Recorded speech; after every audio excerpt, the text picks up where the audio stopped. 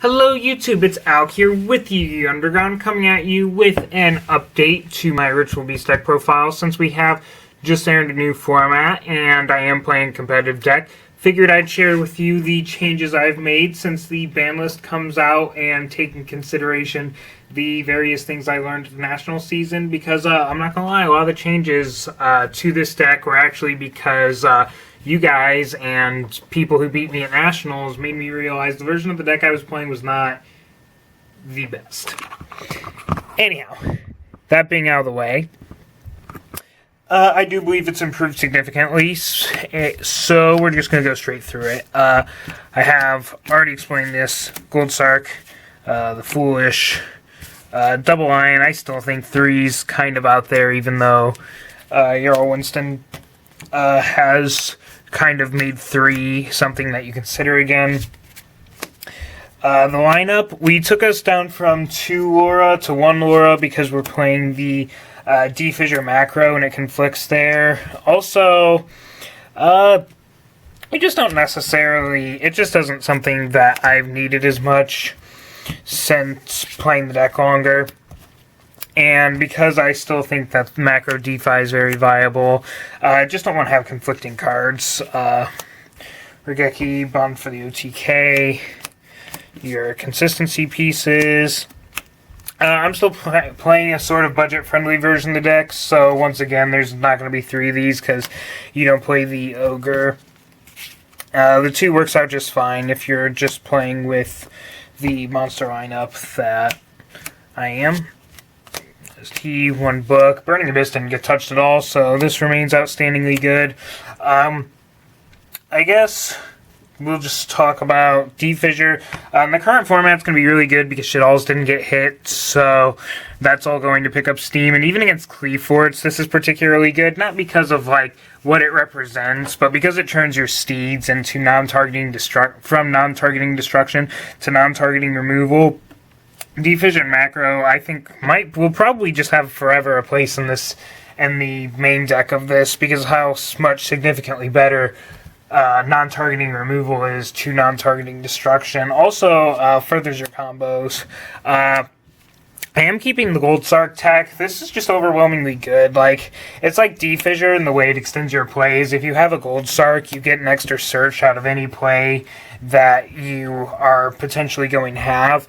And additionally, if you open Gold Sark Win, it's another way to start your combos, which puts the potential for you to get started just that much more in your favor. So I would definitely run the Gold Sark. A little bit disappointed that it didn't come to 2 on this list. With the Dragon Rulers gone, it really wasn't doing a whole lot, so it was a card that I definitely could have seen coming back to 2, but Konami felt otherwise. This is a card that probably should have went to 2. Ambush is ridiculous, and due to Necros getting turned down, we're probably going to see more of this deck, and this is the reason why. Unfortunately, it makes the deck extremely good, especially in ARG's format, in which I'd still play the same list minus the Vanity's Emptiness and plus some other trap, but in ARG's list, Ritual Beast didn't get touched at all, while all the other top competitors got notched down except for Stellar Knights, and this deck has a particularly good Stellar Knight matchup, just because every turn they can search their alt here, but every turn you can search the out in your Steeds. Steeds, very good card.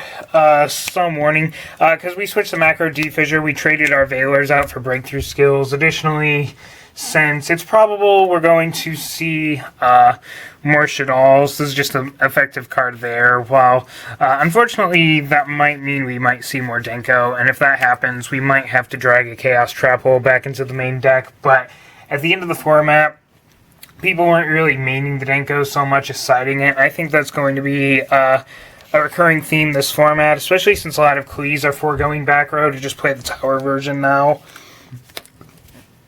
Obligatory macro. Some people play Torrential Tribute in this spot. I play Ring of Destruction because nuking your own field's bad, and the utility of Ring is just really good, so I think Ring's better than Torrential in this slot, which is kind of the natural consideration you make, and this card probably should have been banned, but it wasn't.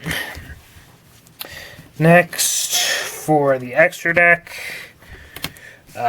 your obligatory fusions, the search card, the beat stick, the wall, and this card, which is slowly approaching the $10 mark now that people are getting on the hype train.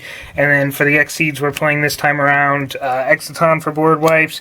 This gets rid of side deck cards. Really, as long as people don't start playing Poisonous Winds to beat this deck, this is going to be an effective choice. If people start playing Poisonous Winds to beat this deck, then obviously you're going to have to take this out for Direwolf. But as it stands, this is just fine, and it keeps things from hitting the graveyard or the extra deck zone, which is good.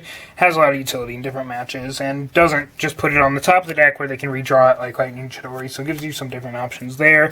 Beastdweller to shut off the graveyard, very good card. I was trying the Teller Knight, Teller Knight Prometheus, Stellar Knight, Constellar Diamond combo. It doesn't really do a whole lot that a Beastdweller doesn't, so it wasn't warranted. And then this, because it's good against Cleaforts, it's also very good in the mirror match. And for the side deck, actually, because I don't feel like the format changed a whole lot, like you might see more synchro decks come up with Trish, but you play the cards typically to get around Trish well enough. So I'm still fighting 3 of these.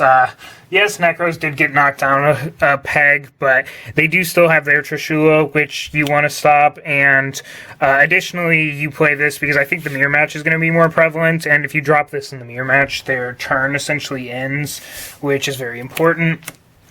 2 Max C, very good. Your last MST and your 3 Twister. I like to play more Fairy Winds, but because it's the beginning of a format, you just don't really know who's going to be siding Decree, and you don't want to get locked under Decree, so always better just to have the spell option.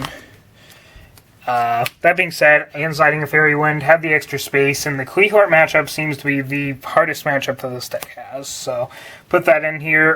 Was considering a Dark Hole in this slot just to help with the mirror matches. If you're having trouble with the mirror match, I would go ahead and make that switch, but the people that I play in the mirror match aren't really the greatest, so in my current situation I don't have to worry about it. These very good against Burning Abyss and other trap heavy decks. Just get you going. Your obligatory outs to Denko Sekka on the sideboard. And then 1 Torrential Tribute, because it does have its good matchups, the mirror match and Cleahort being the 2 big ones. So there's my updated Ritual Beast deck profile. Again, a lot of the changes were made simply because I've kind of learned a bit about the deck, and I think the Yu-Gi-Oh! Community as a whole has learned a bit about the deck. But some of it was a little bit format specific, so just worth talking about since we have a new ban list. Rate, comment, subscribe, and I'm out.